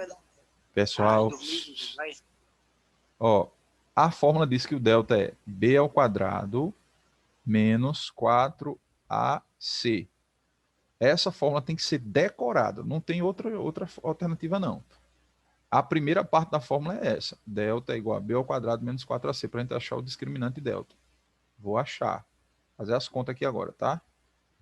Quem que é o valor do B? Aí eu vou colocar o valor que está aqui, ó. No lugar do B vai ser 0. Vou até colocar de azul mesmo para vocês verem a diferença. Então, no lugar desse B é 0. Por quê? Porque o nosso B, que a gente retirou da equação, foi 0. Tal 0 elevado a 2. Aí eu vou colocar o 2 aqui em cima. Aí tem o menos, ó. E o 4, que é da fórmula. Sempre vai ter esse menos e esse 4 aqui, né? Aí vai ter o A. O nosso A aqui, no caso, é 5 positivo. Não tem sinal entre eles, é sempre a multiplicação. Pode falar. Não consigo aprender esse assunto não, que é muito complicado. Mas tem que aprender, amor. Tem que aprender. Tem que baixar uns tutoriais aí. Tem que ir para casa de um coleguinha, né? Dar uns beijos nele. Vem pra aqui, menina, a gente aprende. É. O C aqui, ó, vai ser negativo 125, ó. Ó, mas não tem dificuldade não, gente. O que eu estou fazendo para vocês é só mostrando a fórmula que o Bhaskara lá determinou, que na verdade nem foi o Bhaskara. Só no Brasil que chama fórmula de Bhaskara. Em nenhum lugar chama de Bhaskara essa forma, mas tudo bem. No lugar do B, ó, eu estou substituindo aqui o B por 0, que é o valor que a gente colocou. No lugar do A, eu estou colocando o 5, que é o lugarzinho daqui. Ó. E no lugar do C, o 125 negativo. Só substituição. Não fiz uma conta dada por Jesus ainda. Eu vou fazer as contas agora. Delta vai ser igual. 0 elevado ao quadrado é 0 vezes 0, que é 0. Tá vendo que tem um sinal de menos aqui e tem um negativo também aqui no C? Então a gente junta esse negativo com esse negativo, porque nas multiplicações, quando tem multiplicação ou divisão envolvida, a gente faz a regra de sinal. Menos e menos vira mais. Ó, e 4 vezes 5 é 20. E 20 vezes 125. Ó, eu já sei por experiência matemática, né? 2 de 125 vai ser 250, concorda? Sim. Então, como é 20 aqui, ó, vezes 125, vai dar quanto? Quanto é que vocês acham que vai dar?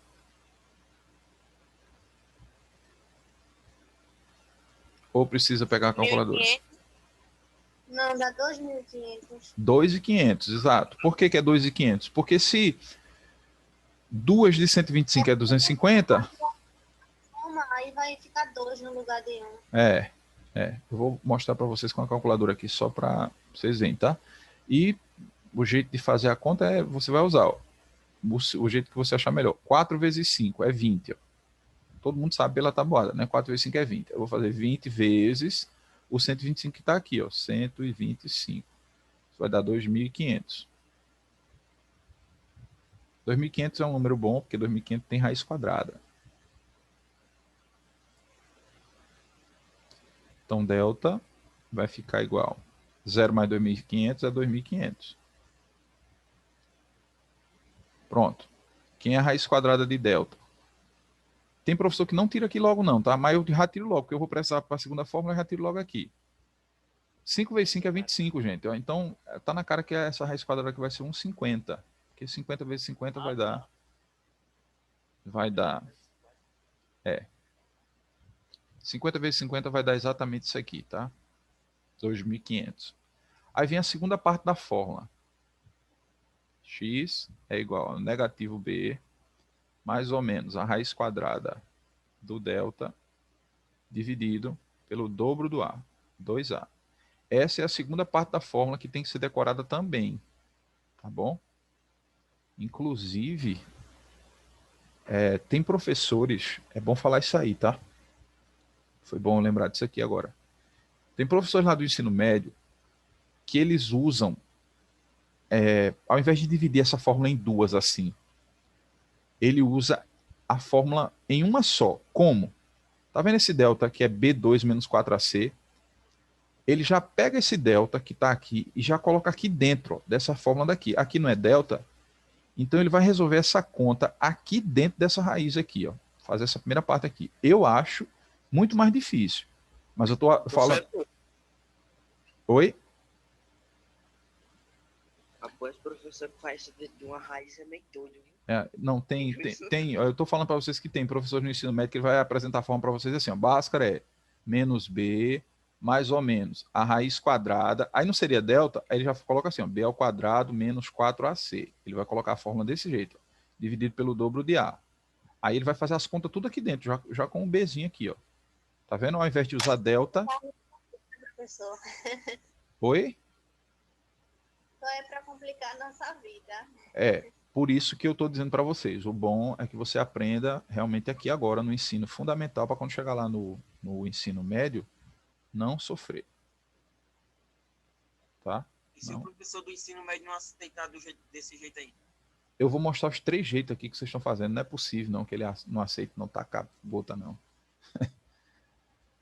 Vamos lá, Se gente. você não aceitar, eu taco no processo. E tem uma coisa que é mais importante do que professor de ensino médio, ou seja lá do que for. Vocês estão sendo treinados para as avaliações, para fazer Enem, para fazer Prova Brasil, para fazer SAEB. Na avaliação lá, não interessa qual é o jeito que você vai usar para resolver a equação de segundo grau, não. Se é a resposta 1, se é a resposta 2. O importante é você resolver aquela equação de segundo grau. No teu vestibular, vai fazer o vestibular para entrar na universidade lá. Caiu lá um problema que resulta em uma equação de segundo grau. Ele não quer saber se tu vai usar a resposta 1, resposta 2 ou resposta 3, não. Ele quer que você ache a resposta a solução da equação. Então, aí é que tá. Eu sou o professor tal de Sheldon Cooper. Ele é um físico teórico. Ele, quando vai fazer um cálculo, ele fala que a montagem da soma não importa. O que importa é a resposta. De certa maneira é. Eu tive um professor de matemática na faculdade que ele dizia assim, todo caminho dá na venda, não importa como é que você vai chegar na venda, o importante é você chegar lá. Você tem 5 caminhos diferentes para chegar na venda, e você tem que chegar lá, o importante é como você chegar lá. Se você vai usar o caminho mais... olhe para o quadro aqui agora. Se você vai usar o caminho mais curto, se você vai usar o caminho mais longo, se você vai usar um caminho mais engenhoso, mais inteligente, não importa. Os caminhos que você vai usar não importa. O que importa é você chegar na mesma solução. E a gente vai chegar na mesma solução aqui embaixo agora. O nosso B é 0. Estou trocando então o B. Não importa se é negativo aqui, porque 0 não é positivo nem negativo. Ele está entre os dois limites. A raiz quadrada aqui a gente já descobriu que é 50, certo? Dividido pelo dobro do A. O nosso A aqui vale 5. Não esquece, tá? Então o dobro do A, 2 vezes 5 é 10. Como não existe conta de mais e menos ao mesmo tempo, a gente divide essa conta em 2. Na primeira conta, a gente vai fazer a conta de mais. Então, vai ficar 0 mais 50 dividido em 2, que vai dar... Em 2 não, dividido em 10. Dividido em 10. O A aqui embaixo é 10. Então, 50... 50 mais 0 é 50. 50 dividido para 10 vai dar 5 positivo. Tá? Aqui é a primeira resposta. Na segunda continha, a gente faz a conta de menos. Vai ser 0 menos 50. Dividido para 10. 0 menos 50 dá negativo 50. Negativo 50 dividido para 10 vai dar negativo 5. Aqui, as mesmas soluções que está aqui. Então, o nosso conjunto de solução para essa equação, esse aqui é uma chave, repetindo aí para o menino, né? Menos 5 e 5. Pronto, conjunto fechado, esse aqui é o conjunto de solução. Então, esse aqui é o caminho mais curto, mais rápido, mais imediato que existe. Nome produto é mais curto, bem mais curto. Claro que é. Esse aqui, a fórmula de Bhaskara, é o método mais usado. 98% dos professores do ensino médio vão exigir de vocês, na verdade, com exceção dos alunos que estudam comigo, vai estudar em outra escola aí, qualquer outro professor de matemática do 9º ano, a única maneira que ele vai ensinar os meninos a resolver equações de segundo grau é usando a fórmula de Bhaskara. Então, lá na escola, você vai ver que 90% dos teus colegas lá, quando você for para o Creuza, ou você for lá para o, não sei lá qual é o colégio que você vai, os meninos tudo vão fazer, olhar uma equação de segundo grau, já vai usar logo a fórmula de Bhaskara. É o jeito mais rápido, imediato que tem. Professor, Oi. não tá dando para ver aqui embaixo não, que o povo fica mandando mensagem, não tá dando para ver não. Eita, e agora? Deixa eu subir aqui um pouquinho o quadro. Vou subir um pouquinho o quadro aqui, só um minuto. Ô menina, dá zoom no quadro, tem como dar zoom na tela. Tu dá zoom e só fica olhando pro quadro. Ó, vou, Fica tu fala com o professor. vou subir aqui, ó. O problema é seu. Ei, gente, calma, gente. Meu irmão, vocês arrumam briga até na sala de aula, pô. Que Respeita. estresse é esse aí, gente? Calma. Mas aqui não é nem com ela que eu tô mandando mensagem. Tem como dar zoom no quadro. Ela tem uma solução e Mensagem não mas quer tá chegando usar. na tela do celular, né, gata? Tá bom, pessoal. Tio Loli. Passa de baixo, menina. Tá bom, tá bom, tá bom, tá bom. Tio Severina. Tio. Pessoal, agora vamos para o terceiro método, tá? Ó. O terceiro método, você vai trabalhar. Esse daqui só serve quando a equação ela é incompleta em B, tá bom? Em B. Nem C já vai ser outro jeito, ó. Você vai trabalhar na própria equação. Você tem aqui a equação 5x ao quadrado menos 125 igual a zero. Aí você vai lembrar das operações inversas. Qual é a operação inversa da soma? É a subtração. Né? Ó, você faz 5 menos 3 dá 2. 5 menos 2 dá o 3 que está aqui. Você vai mudar de lado o número e mudar o sinal. Bota o 3 para cá, ele vira menos 3. Se tiver 5 menos 3, vai dar o 2 que está faltando aqui. Isso aqui eu acho que eu já expliquei na aula passada, a ideia de operações inversas. A operação inversa da soma é a subtração e, consequentemente, a operação inversa da subtração também é a soma. Sabia disso? Ó, por exemplo, se você tiver 5 menos 3, 5 menos 3 é 2 em qualquer lugar do universo. Aí digamos que eu não sei quem é esse 2 aqui, esse 3 aqui. Como é que eu faço para achar quem é esse 3? É só eu fazer 2 menos 5 vai dar o negativo 3. Tá? Aí você muda o 5 de lado aqui, ó, apaga o 5 daqui. Ó, se tu apagar o 5 daqui e colocar ele do lado de cá, ó, faz a conta agora. Estou devendo 5 e eu tenho que mudar o sinal dele, né? Ele era positivo e para cá negativo. Ó, estou devendo 5, pago 2, vou ficar devendo 3. Certo? Então, a operação inversa da subtração é a soma. Uma é consequência da outra. E a operação inversa da multiplicação, se você tem dois números sendo multiplicados e você não sabe, 2 vezes 3, 6. Se você não sabe quem é esse, não sabe o 3, divide. 6 para 2 vai dar 3. Não sabe quem é esse, divide. 6 para 3 vai dar o 2. Eu vou usar essas ideias de operações inversas aqui, ó, mas só serve quando a equação for incompleta em C, tá? Vamos fazer. Era B, né? Era? Em B, desculpa, em B. Ó, aqui agora.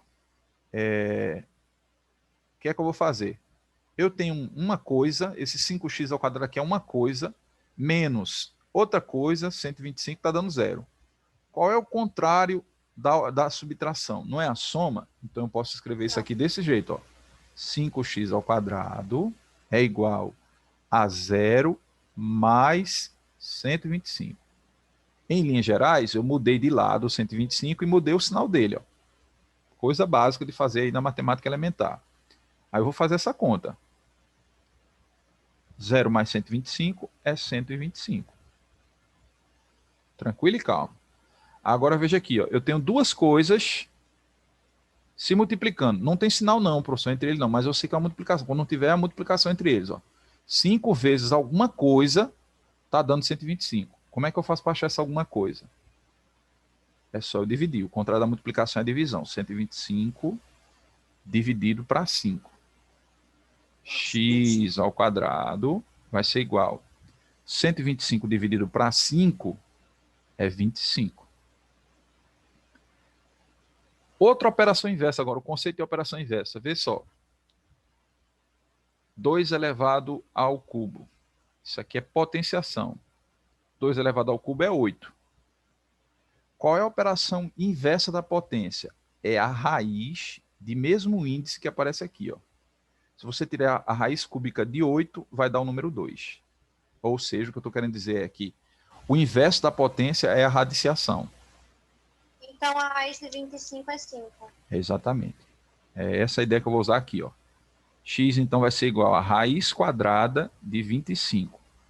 Esse 2 se transforma em raiz do lado de cá. Ó. Sempre que você tiver assim, o inverso vai ser a raiz, tá?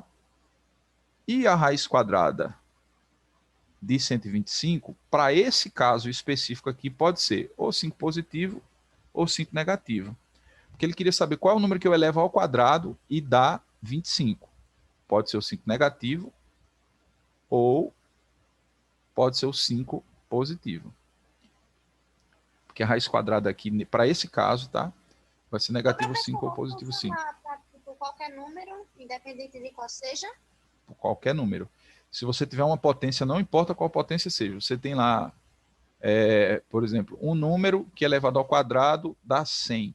Quem é esse número? Tem duas possibilidades. Ou é 10 ao quadrado, porque 10 ao quadrado é 100, ou é negativo 10 ao quadrado. Raiz quadrada de 100 é 10. Você acha a partir disso daí, o inverso.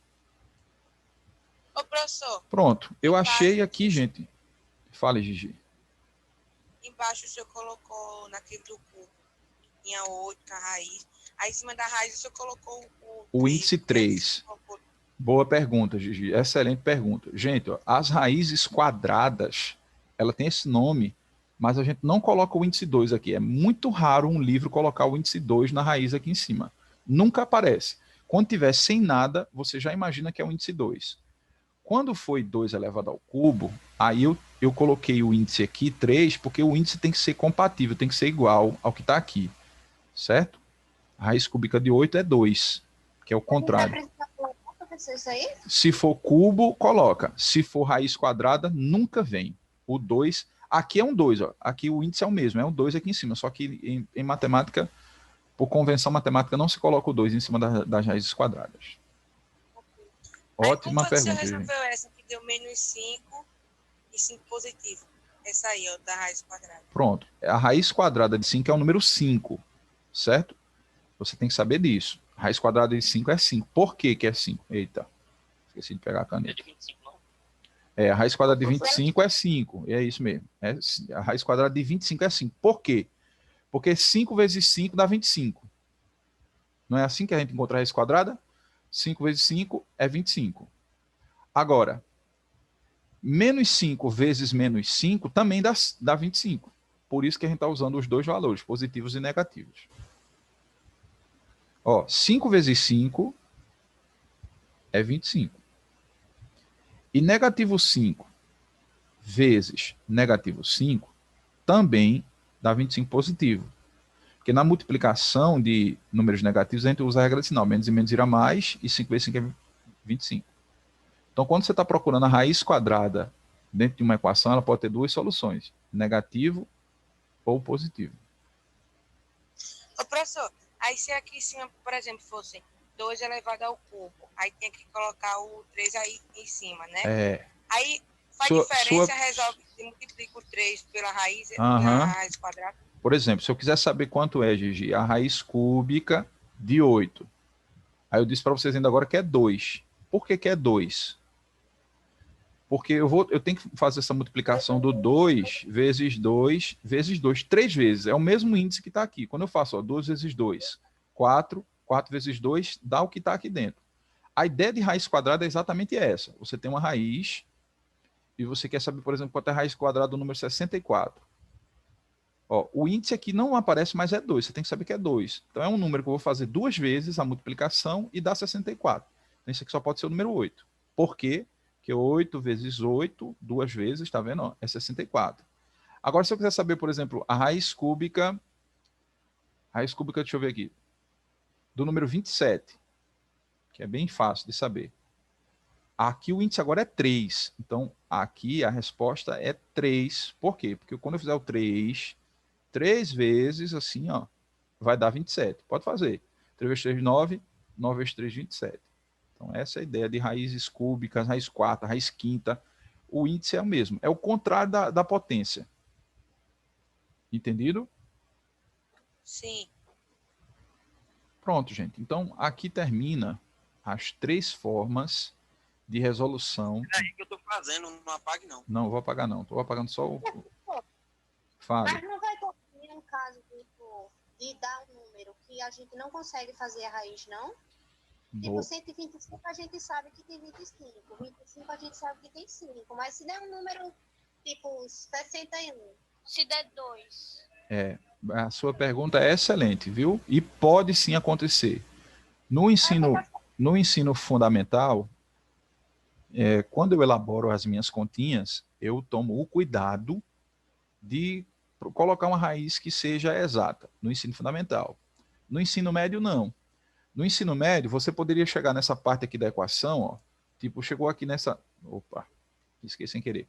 Chegou nessa parte aqui da equação e você tivesse assim, x² é igual a 2. Aí o que é que você faz? X vai ser igual a raiz quadrada de 2. Só que a raiz quadrada de 2 não é exata. Então, essa já vai ser a resposta que o professor vai querer que você deixe lá. Porque não dá para extrair essa raiz, certo? Então, quando não dá, a gente simplesmente deixa a raiz que está. Coloca o símbolo e pronto. Só coloca o símbolo que está lá e pronto. Existe uma outra coisa. Existe uma outra coisa que pode ser feita. Deixa eu mostrar para vocês assim. Ó, o que é que o professor lá do ensino médio faz? Chegou numa equação em que deu assim, x igual a raiz quadrada de 8. Aí você olha para cá, eita, poxa, 8... Minha nossa, tem gente chegando na aula agora. Tá lá no ensino médio, e o professor deu isso aqui, ó, x igual a raiz quadrada de 8. Aí você olha assim e diz, poxa, 8 não tem uma raiz quadrada exata. Aí você quer deixar desse jeito aqui. Tem professor que aceita você deixar desse jeito aqui. E tem professor que não aceita deixar desse jeito. Aqui tem professor que pede para você usar uma propriedade das raízes. Qual é? O número 8, você pode escrever ele assim, ó, 4 vezes 2. 4 vezes 2 não é 8? É a mesma coisa. 4 vezes 2 continua sendo 8. Só que o 4 tem raiz quadrada. Você pode tirar essa raiz quadrada. Quanto é a raiz quadrada do 4? 2. Aí fica só assim, ó.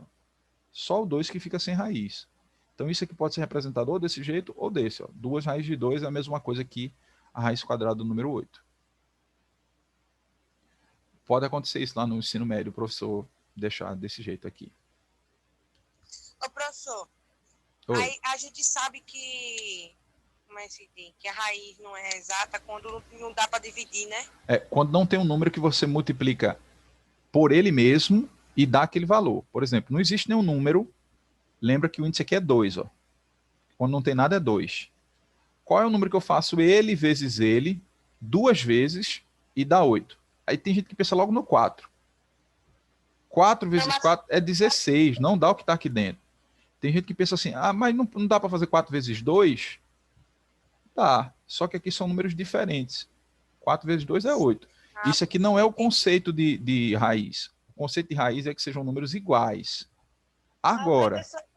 Professor, o senhor vai botar o número exato, né? Normalmente, sim. Mas como a gente vai fazer questões do livro de matemática, no livro pode ser que tenha alguma questão que não tenha valor exato, não. Ô, professor, aí a gente vai descobrir a raiz multiplicando o número igual. Por exemplo, se fosse 3 vezes 3 vezes 3. Isso. Aí tu vai para ver se o valor que está dentro dá exato. Isso. Se aqui fosse a raiz cúbica de 8, aqui tinha solução, que é o número 2. Porque se você fizer o 2 vezes 2, vezes 2, só números iguais, 3 vezes, como o índice está dizendo, vai dar 8. 2 vezes 2, 4, 4 vezes 2, 8. Se fosse raiz cúbica, tinha solução. Agora, se a raiz for quadrada, não tem solução, não. Raiz quadrada, o máximo que você pode fazer é uma simplificação dela, que é isso aqui. Não se importa não, né? E usar qualquer um desses 3 aí? Não, eu não. Mas o professor lá vai querer que você lembre. A gente vai aprender sobre conjuntos numéricos ainda nessa série ou no ensino médio? Conjunto numérico era o ano passado, era o 8º ano. Vocês deveriam ter aprendido a ideia de conjuntos numéricos o ano passado, mas como vocês não tiveram, por causa da pandemia, não aprenderam, né? Talvez a gente aí, durante as aulas, a gente vá lembrando alguma coisa. Os conjuntos numéricos deveria ter sido realmente o ano passado. Ó, eu já tô... Hoje não, né? Ô, professor, que esse último nome azul aí é o quê? Isso aqui, ou 5 negativo ou 5 positivo. Isso aqui é ou. Verônica, repete, por favor, o que você falou que eu não te ouvi. Oi, Hoje vai dar tempo de ver as de quadradas? Vai nada? Eu não consegui nem... não vou conseguir mostrar nem a incompleta em si, eu acho. A biquadrada vai ficar para a próxima aula. A biquadrada acho que fica para a próxima aula. Dá tempo não, é bom explicadinho, tipo assim, 1 hora, aí explica.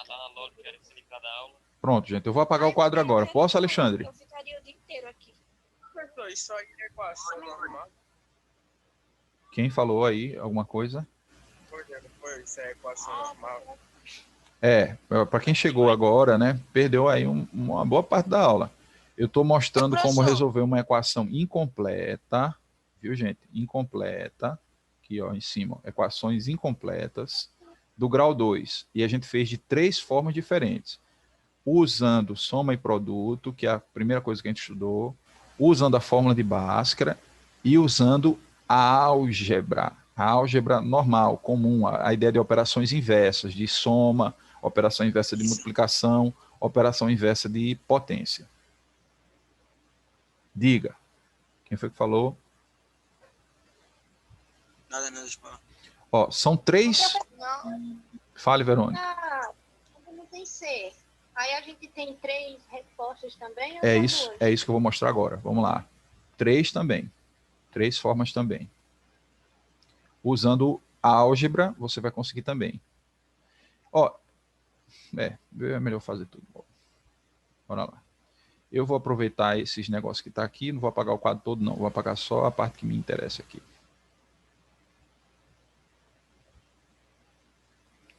Deixa eu ir apagando. Professor. Oi. Pode falar. Gravando a aula pra postar, né? Desculpa, não te ouvi. Deu uma cortadinha aqui. A internet tem hora que a internet é ruim. Se eu tô gravando... Tô tentando gravar. Agora, nem não é certeza não, tá, gente? Não é certeza de dar certo não, porque às vezes o programa, como fica muito grande, aí tem vezes que o programa não consegue gravar, não. Quando o senhor for postar, o senhor vai cortar uns trechos, né? Eu não corto não, porque se eu for editar a minha vida, eu vou passar a vida toda só fazendo isso aí. Eu deixo tudo do jeito que tá aí. Vai sair a parte do lobo. Vai, com certeza. Mas não dá para ouvir muito bem, não. Quando vocês falam, fica baixinho. Às vezes nem sai quando a gente fala. Gente, ó, bora lá. Digamos que eu tenho agora uma equação desse jeito aqui, ó. 5x2 mais 20x igual a 0. Estou lá resolvendo um problema meu. Sei lá qual é o problema que apareceu. E a minha conta deu essa equação de grau 2 que está aparecendo aí para vocês. Esse perto do 5 é um N ou um X? É um X.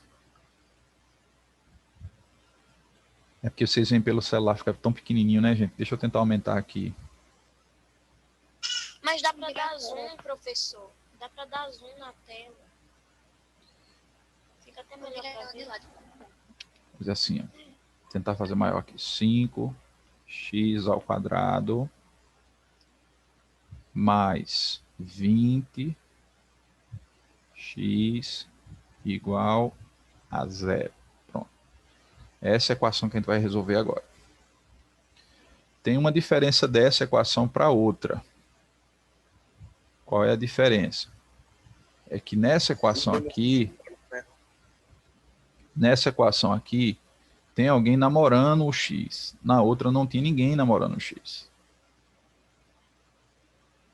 Tá vendo que aqui agora ó, tem o número que estava aqui, ele estava sem x. Lembra que era o 125 sem nada, sem um xzinho perto? Então não tinha namorado. Agora aqui tem. Isso significa que é o B que está aqui. Ó. Aqui é o B. Ó. O B tem um xzinho. E o A tem um x2. Tá?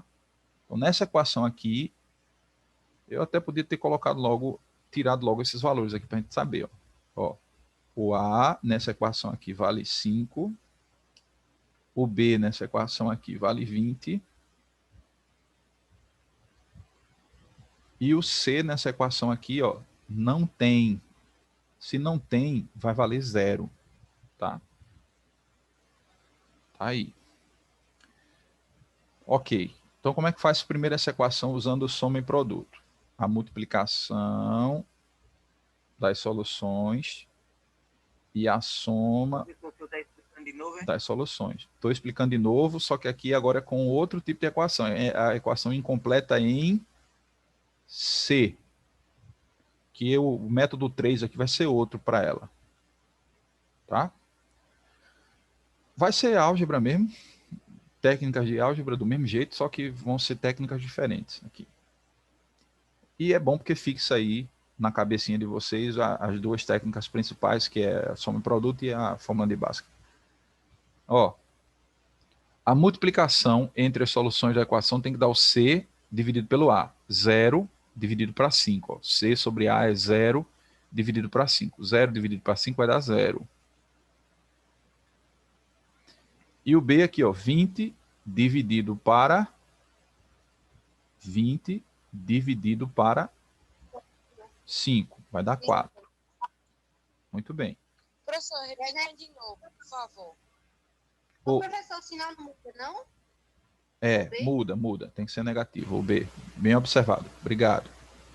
Tem que ser negativo 4, né? É sempre o inverso do que está aqui. Ô, Gi, isso aqui que a gente está fazendo, Gi, é a definição da relação de giral. X' mais X duas linhas. Isso aqui tem que estar decorado no juízo de vocês. Ó. Tem que dar o inverso do B sobre o A. E X1, que é a primeira solução, vezes o X2, tem que dar o C dividido pelo A. É isso aqui que a gente está fazendo aqui, ó, tá? Quem é o C nessa equação? O C é 0. Quem é o A? O A é 5. Aí quando eu divido 0 para 5, vai dar 0. Por isso que eu estou colocando 0 aqui. Tá bom? E aqui, ó, a soma. Aí Verônica falou, tem que ser o inverso do que está aqui. No caso seria inverso de menos 20 dividido para 5. Vai virar menos 4. Por isso que deu essa resposta aqui assim, tá? É a relação de girado que a gente está usando aqui no primeiro método. Lembrem disso aí. Muito bem. Vamos achar, então, as soluções para a gente terminar logo. Pessoal, deixa eu dizer uma coisa muito importante para vocês na matemática. Em uma multiplicação cujo resultado é 0, é obrigado que um desses valores seja 0. Inclusive, esse vai ser o método que a gente vai usar para fazer a resposta 3 aqui, tá? Se você tem dois números sendo multiplicados e essa conta está dando 0, é porque um desses números obrigatoriamente tem que ser o 0. Tá bom? Um deles tem que ser o 0. E o outro, você vai analisar de acordo com a resposta que está aqui, ó. Então, tem que ter um 4. Se eu deixar o 4 só positivo, 4 mais 0 daria 4 positivo. Mas como eu quero negativo, então eu tenho que deixar o 4 negativo aqui, tá? Então, quem é o conjunto solução dessa equação? O conjunto solução é um S de solução. Aí isso aqui é uma chave, tá? Abre a chave do conjunto. São esses dois valores aqui, ó. Negativo 4 e 0. Essas são as soluções. Usando soma e produto. Já achei. Já terminou aqui. Se fosse uma prova, Gi, estou fazendo a prova do SAEB para o Brasil, ele está perguntando quais são as soluções dessa equação de segundo grau incompleta. Usando soma e produto, eu já sei que as soluções são 4 negativo e 0. Pronto, terminava aqui. Não importa o método que mais teria para frente. Mas eu estou mostrando os 3 métodos porque vocês vão estudar ensino médio e vocês vão estudar com professores diferentes, com cabeças diferentes, e pode ser que eles ensinem de forma diferente. Então, vocês têm que saber todos os métodos. Certo? Sim. Pronto. É. Beleza.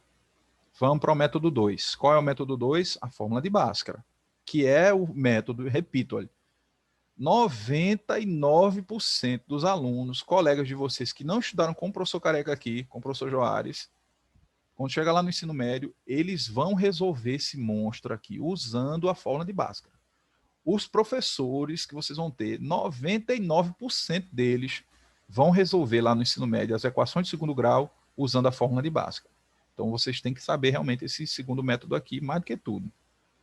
Embora, para mim, o mais importante fosse esse aqui, para achar as soluções. Então, bora lá. Qual é esse método? É usar a fórmula de Bhaskara. Cadê o lápis?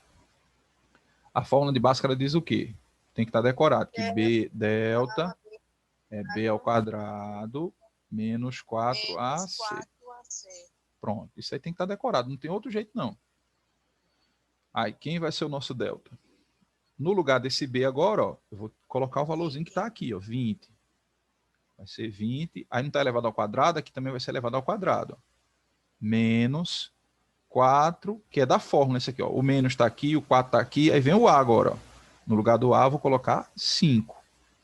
4 vezes 5, vezes o C. O nosso C aqui agora deu 0. Muito bem, não tem problema nenhum. Vou fazer a conta aqui, ó. 20 ao quadrado é só pensar no 2 sem o 0 por enquanto. 2 ao quadrado é 4. Aí tem o 0, 0, vai dar 2 zeros aqui. 400. Menos 4 vezes 5 é 20. 20 vezes nada é nada. Nada. Então o nosso delta aqui vai ficar igual a 400. E é muito bonzinho porque a raiz aqui de 400 dá para tirar. A raiz de 400 é 20. Oi. Não é 20 vezes 2, né? 20 vezes 2 não, amor. Isso é potência, pelo amor de Deus. Olha, 20 ao quadrado, isso é potenciação. Não é para fazer 20 vezes 2, não. O 2 aqui só mostra quantas vezes você repete a base. Olha. Tá? É 20 vezes 20. E 20 vezes 20 é 400. Tá? Ó, se eu tivesse isso aqui, ó, 20 elevado à terceira, não é para fazer 20 vezes 3, 60, não. É para fazer 20 vezes 20 vezes 20. Isso é potenciação. Tá? Isso aqui daria 20 vezes 20, 400. 400 vezes 20 ia dar 8.000. 8.000. Diferente de mais de 60, tá? Esse número aqui de cima só mostra quantas vezes eu repito a base na minha multiplicação. Isso é potenciação, conceito básico de potenciação. Não é para fazer 20 duas vezes, não, tá? É 20 vezes 20. E é um erro muito comum, viu? Dos estudantes de matemática na potenciação, esquecer que o expoente não é para fazer conta com ele. O expoente só mostra a conta, quantas vezes eu tenho que fazer a conta com a base, a repetição. Ok, segunda fórmula é x é igual negativo b mais ou menos a raiz quadrada do delta dividido pelo dobro do A. De onde é que o senhor está tirando isso aí, professor? Dos livros, tá? Isso aqui é a fórmula que eu tenho que ter na cabeça, no juízo. A fórmula, a primeira parte é essa, a segunda parte é essa. Aí vem, ó, x igual, estou repetindo aqui, ó, não tem ninguém para colocar no lugar do x, estou só repetindo. Repetindo igual, aí vem um menos. Eu vou colocar menos. Quem é o nosso, o nosso b? 20. No lugar desse b aqui vai ficar 20. Mais ou menos, que a fórmula diz que é mais ou menos. A raiz quadrada do delta, que a gente já sabe que é 20, dividido pelo dobro do A. O nosso A vale 5. O dobro de 5 é 10. Aí, como não existe conta de mais e menos ao mesmo tempo, né, aqui, ó, mais ou menos, não existe conta de mais ou menos. Então, primeiro eu vou fazer a de mais. Negativo 20 mais 20 dividido para 10. Negativo 20 mais 20, você está devendo 20, paga os 20, dá 0. Dividido para 10, 0 dividido para 10 é 0. Aí vou fazer a segunda conta. Qual é a segunda conta? A segunda conta é a continha de menos. Vai ficar menos 20, menos de novo 20, dividido para 10. Ó, menos 20, dá menos 40. É como se eu estivesse devendo 20 numa loja, devendo 20 na outra, estou ferrado, estou devendo 40. Dividido para 10, vai dar negativo 4. Ó, as duas respostas que nós já tínhamos achado aqui já, tá? 0 e 4 é a mesma resposta que a gente tinha achado aqui, ó, negativo 4 e 0. Bom, para terminar a aula de hoje, então, vamos ver qual é o método que a gente usa na álgebra aqui, ó. Ó, eu tenho essa equação daqui, 5x elevado ao quadrado mais 20x igual a 0. Agora preste atenção aqui que eu vou fazer um ninja aqui, tá? Eu vou dar um mandrake aqui. Preste atenção aí, por favor, no que é que eu vou fazer. Para resolver essa equação daqui, no 7º ano e no 8º ano, você aprende uma coisa que chama, quando você está começando a estudar álgebra, que se chama fatoração de polinômios ou de monômios, né? Não sei quantos de vocês vão lembrar disso aí. A fatoração de monômios é o seguinte: o termo que está aparecendo nas duas parcelas, você vai colocar ele em evidência. Por exemplo, ó, nesse primeiro termo dessa soma está aparecendo um x, e nesse segundo termo aqui também está aparecendo um x. Isso significa que eu posso colocar esse x em evidência, ele fora aqui de um parêntese, em evidência, em destaque aqui, uma multiplicação. Só que eu quero que essa multiplicação que eu faça, ela continue sendo a mesma expressão que está aqui em cima. Então, esse x que fica em evidência, eu vou colocar aqui dentro, ó, o 5x. Por quê? Porque quando eu fizer a multiplicação do chuveirinho aqui, ó, x vezes o 5x vai dar exatamente 5x ao quadrado que está aqui. Mais, que é o sinal que está aqui, é o de mais. E aqui eu vou colocar só o número 20. Por quê? Porque quando eu fizer o chuveirinho do x com o 20, vai virar o 20x que está aqui em cima. Tá? É como se eu fizesse o contrário aqui, ó, 2 vezes 5, x vai virar 2,5x ao quadrado. Esse vezes esse viraria o 20x, usando o chuveirinho. Então, o método da fatoração da evidência é escrever a mesma expressão de uma forma diferente. E essa conta tem que continuar dando zero. Aí eu vou usar o mesmo conceito aqui agora, gente, ó. Veja que esse método só vale quando a equação ela é incompleta em C, porque está aparecendo x nas duas parcelas, então eu posso colocar esse x na evidência, tá? Se uma multiplicação entre dois números dá zero, então é obrigado que um deles seja zero. Então, de novo aqui, ó, eu tenho dois números, ó. Isso aqui é o meu primeiro número, meu primeiro termo é x, e isso aqui é o meu segundo termo, ó, x mais 5. A multiplicação entre esses dois termos está dando igual a zero. Então, eu tenho duas possibilidades. Primeiro, ou esse x que está aqui, ele é igual a zero, ou, isso aqui é um ou, 5x mais 20 é igual a zero. Igual a zero. Tem um aluno entrando agora na aula aqui, gente. Aqui, ó, zero. Tá bom? Ó, esse é o conceito, ó. Se eu tiver, toda vez, posso fazer isso, professor? Pode. Se você tiver uma equação incompleta no termo C, está faltando o C, então você pode usar o método da evidência. Pega a letra que aparece nos dois e coloca ela em destaque, certo? Dentro do parênteses, você vai colocar uma coisa, né, uma expressão, que quando você faça o chuveirinho, a multiplicação, fique igual à expressão de cima. E usa a ideia de que dois números sendo multiplicados e a resposta dando zero, é porque um deles é obrigatoriamente zero. Ou o primeiro aqui, ó, x é zero, ou esse segundo termo tem que dar igual a zero. Aí, para o segundo termo dar igual a zero, eu vou resolver essa equaçãozinha do primeiro grau que está aqui, usando as técnicas de operações inversas. A operação inversa da soma, subtração, 0 menos 20. Quanto é 0 menos 20? Estou devendo 20, não pago nada, vou ficar devendo 20. Multiplicação entre dois números. 5 vezes x está dando 20. Quanto é que é um x só? O contrário da multiplicação é a divisão. Vai ser menos 20 dividido para 5. X, então, vai ser igual a negativo 4. Essa é uma solução. Essa é a outra solução. As mesmas que a gente já tinha achado nos métodos anteriores. Ok, pessoal? Eu só terminei a explicação lá quando deu 10 horas. Oi. No caso aí a gente tem zero, ok. Aí em todas elas vai dar esse mesmo valor zero? Vai. Nas equações incompletas em C, uma das possibilidades sempre é zero. Porque se você colocar aqui, ó, zero no lugar desse x, 0 ao quadrado é zero, 0 vezes 5, 0. 20 mais vezes 0 é 0, 0 mais 0 vai dar 0. Sempre a equação incompleta em C, uma das soluções sempre é o número 0. Sempre é o primeiro número 0. A questão é, e o segundo número, quem é? É o negativo 4.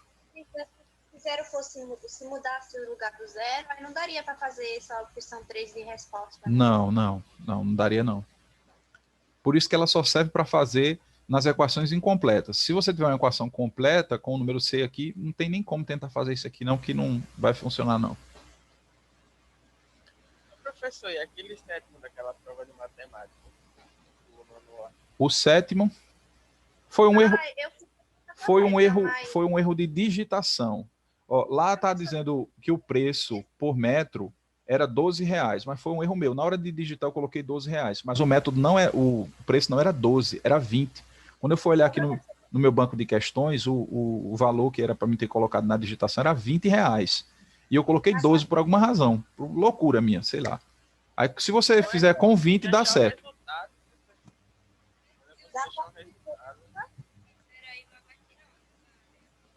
Falem aí que falou todo mundo de uma vez, eu não ouvi não. Verônica primeiro. Ainda consegui achar o resultado da questão. É 480? É, 480. Com R$20 é 480. O certo seria o 480, certo? Mas como eu não coloquei, não digitei lá o número certo, aí eu considerei certo todo mundo. Porque ele ia utilizar o perímetro, não era no final? Isso, o perímetro. Era. A resposta da equação do segundo grau era, se não estou enganado, era 4 e 8, né? Era 4 e 8. Aí o perímetro ia dar 24. E 24 vezes 20 dava 480. Uma pena, essa conta era muito top, hein? Era bem legal. Só que eu digitei errado, né? Aconteceu esse erro aí. Pessoal, chegamos então aí ao fim de mais uma aula. Deixa eu encerrar aqui. Como é que encerra mesmo isso aqui, meu Deus? F12. Aqui. Não, eu estou querendo encerrar a gravação.